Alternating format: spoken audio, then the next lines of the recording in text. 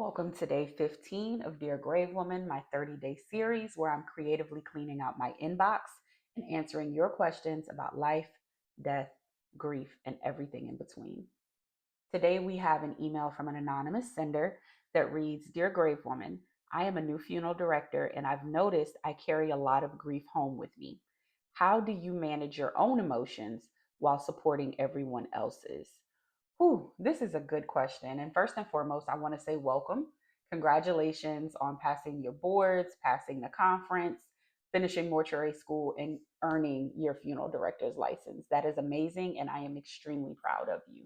Number two, I want to say what you are feeling is nothing that anyone in this industry has not felt, myself included. So I just want to say thank you for being so vulnerable and for trusting me to offer words of wisdom. As you've probably heard me say multiple times in this series, one of the best things that you can do for yourself is to invest in some type of counseling or therapy to help you process your grief. The reason I want to lead with this is because the way that we all practice um, processing our grief is going to be as unique as you, your lived experience, your personal experience with life and grief, and your lifestyle. And so, prior to my personal opinion, I will always say seek help or seek guidance from a professional. That does not make you weak. It does not mean that you're not cut out for this work. And what it does is empower you to build a toolkit that will allow you to better care for yourself, meaning that you'll be better able to care for those that you serve. Number two would be developing a daily decompression ritual.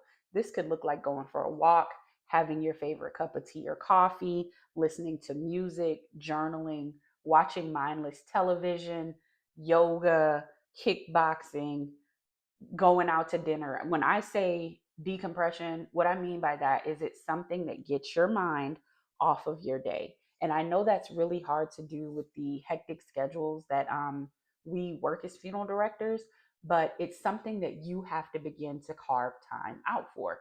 It's a part of your self care ritual, even if it's taking a longer than normal shower where you're being intentional about the water touching your body and helping you to release the stress that you've been carrying throughout the day. Now, grief is what you asked about, which is extremely specific. You have to find out what helps you manage your grief. And that is something that only you know. And again, I'm going to lean back on working or getting guidance from a professional. They can help you identify how your grief shows up for you, unless you are just extremely self aware and you know perhaps when I'm feeling very griefy, I start to gossip or I cry or, I become detached, right? And I don't say griefy lightly like a cute word, but and can identify within yourself that you're carrying a abnormal amount of grief and how that shows up for you. That's what I mean by that. Number two is setting energetic boundaries.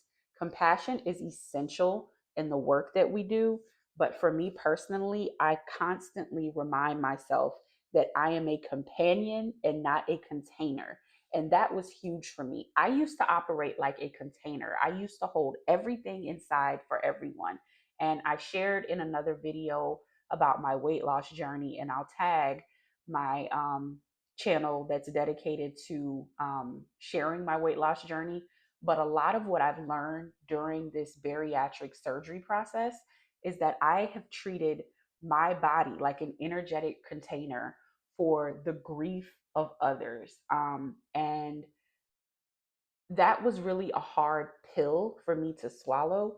But now that I'm working through that and learning through therapy how to navigate my work versus my personality and my life, I've learned that I do not have to hold it all.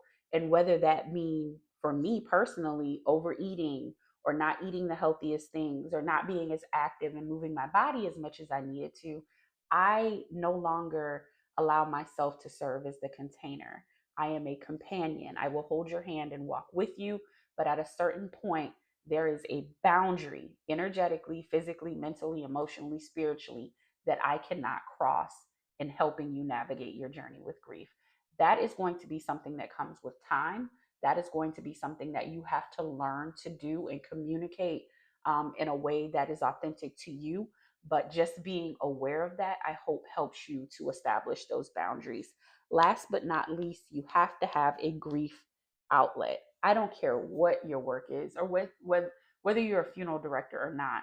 Um, you need community. You need check-ins with people. You need rest. You need some type of connection to whatever it is you believe. You need vacations. You need to see new things. You need to just get your mind and your physical body out of the funeral home. And you are going to have to advocate for yourself in that. That is not something that someone can speak up for or create for you. You have to establish and enforce within yourself having that outlet, not allowing that boundary to not be honored, and implementing those decompression exercises or moments in your life. I really hope that this answers your question. I do have a self paced course called Self Care for Death Care Professionals. I'll link it somewhere here. It may be in my bio. That's probably the best place to find it. But we talk a lot about these things. And so if that's something you're interested in, please see the link in my bio. If you're seeing this on YouTube or Facebook, it'll just be linked, in the description. But thank you so much for your question. Best of luck to you in your career, and I'll see you tomorrow for day 16.